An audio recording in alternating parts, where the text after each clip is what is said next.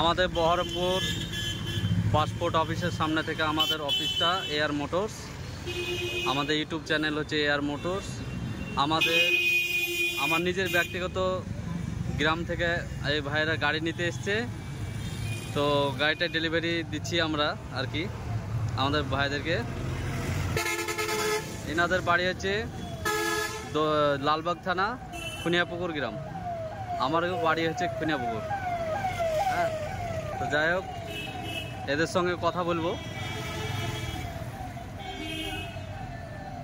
গাড়ি তুমি নিচ্ছ তো নাকি? আচ্ছা আচ্ছা, গাড়ি আগামী দিনে অ্যাডভান্স করে গেছিলে, এখন গাড়ি নিতে এসছে। যাক, খুব ভালো লাগলো আমার গ্রামেরই। হ্যাঁ, এই যে গাড়িটা, এনার এই যে এক ছেলে। হ্যাঁ, গাড়িটার সম্পূর্ণ ভিডিওটা আমি দেখে দিই।